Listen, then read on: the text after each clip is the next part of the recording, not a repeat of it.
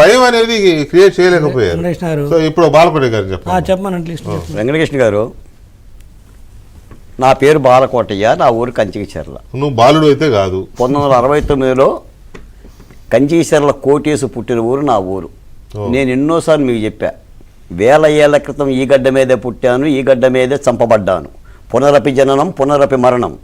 నాకు కర్మ సిద్ధాంతం తెలియదు కానీ మళ్ళీ మళ్ళీ చంపబడ్డ చోటే పుడుతున్నానని. నా సైద్ధాంతికత జీవీ రెడ్డి గారికి తల్లకిందులుగా తపస్సు చేసినా కూడా అర్థం కాదు.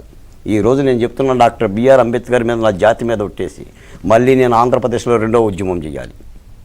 నేను కోరుకున్న ప్రభుత్వంలో నా ఆశలు నెరవేరల, నా హత్యలు ఆగల, నా మరణాలు ఆగల. కూటమి ప్రభుత్వంలో వైసీపీ నాయకుడికి ఒక ఎండిఓ మీద దాడి చెయ్యాలనే భావం రావటమే దాని యొక్క పునాది కారణం. ఆ భావాన్ని నువ్వు తగ్గించలేనప్పుడు ఇది పరిపాలనే కాదు. ఆ రోజున జగన్మోహన్ రెడ్డి గారు అదే చేశారు.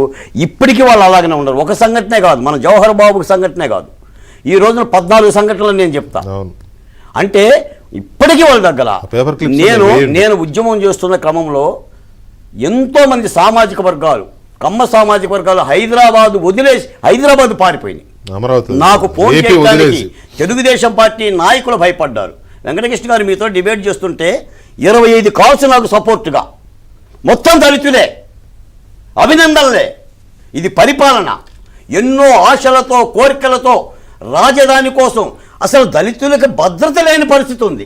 ఎలా బతకమంటారు చెప్పండి జీవీ రెడ్డి గారు, ఎలా బతకమంటారు? మీరు చంద్రబాబు నాయుడు గారు చెప్పింది ఏంటి? నేరగాళ్ళకి ఒలుకు పుట్టాలి. మీరు దళితులు అంటున్నారు. దళితులు మాత్రమే కాదు, దళితులకి, ఉద్యోగులకి, అధికారులకు కూడా థ్రెట్స్. వాళ్ళకి మా జోలికి వస్తావా, ఆయన కనుక అప్పుడు ప్రతిపక్షంలో ఉన్నప్పుడు ఎయిర్పోర్ట్లో బెదిరించాడు కదా, మళ్ళీ ఇప్పుడు అలాగే మళ్ళీ మొదలెట్టారు. పవన్ కళ్యాణ్ గారు అన్నారు, అహంకారంతో దాడి చేస్తే తోలు తీసి కూర్చోబెడతాం. మాటలు కాదు పవన్ కళ్యాణ్ గారు, కూర్చోబెట్టండి, కూర్చోబెట్టాలి కదా. కూర్చోబెడితేనే అర్థమవుతుంది. జగన్మోహన్ రెడ్డి కూర్చోబెట్టాడు. జగన్మోహన్ రెడ్డి ఎక్కడ కూర్చోబెడితే అక్కడ కూర్చోబెట్టాడు. మనం సత్యం గ్రహించాలి సార్. ఆంధ్రప్రదేశ్లో దళితుల్ని కాపాడండి కూటమి ప్రభుత్వ ఆధ్వర్యాన. ఎందుకంటే ఎన్నో మరణాలను చూసాం.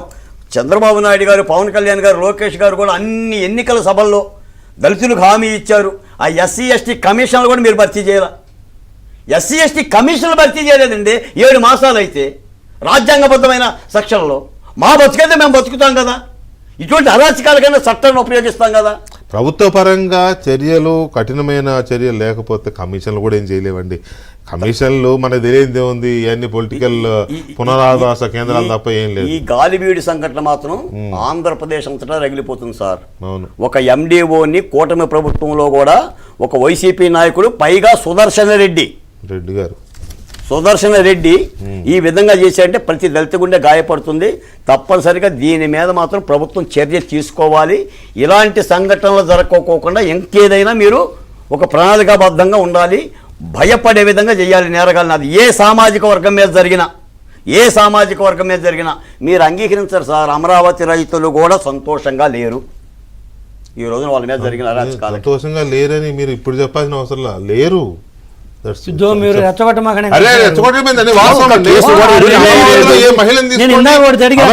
అమరావతిలో ఉద్యమం చేసి చెప్తారు.